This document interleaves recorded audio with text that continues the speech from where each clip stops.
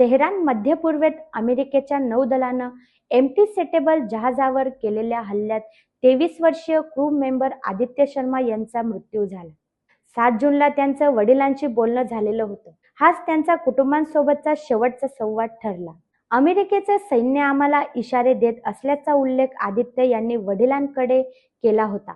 परिस्थिती अतिशय तणावाची असल्याचं त्यांनी सांगितलं होतं. एम्प्टी सेटेबेलोवर 9 जूनला अमेरिकेच्या सैन्यानं ओमानजवळ हल्ला केला. जहाजानं हॉर्मुझच्या सामुद्रधुनीच्या बाहेरील अमेरिकेच्या नौदलाच्या नाकाबंदीचं उल्लंघन केल्याचा दावा करण्यात आला. या जहाजावर 24 भारतीय कर्मचारी होते. यातील 21 जणांचा जीव वाचण्यात यश आलं, पण 3 जण बेपत्ता असल्याचं सांगण्यात आलं. त्यानंतर त्यांच्या मृत्यूचं माहिती समोर आली. यामध्ये आदित्य शर्मा यांचाही समावेश होता. आदित्यशी माझा जवळपास रोज संवाद व्हायचा. रविवारी व्हॉट्सअप कॉलवर बोलणं झालं होतं, अशी माहिती आदित्य शर्मा यांचे वडील राजेश यांनी दिली. गेल्या 2 आठवड्यापासून अमेरिकन सैन्यानं किमान 2 वेळा आम्हाला इशारा दिला आहे. जहाज हॉर्मुझकडे नेण्याचा प्रयत्न सुरू आहेत.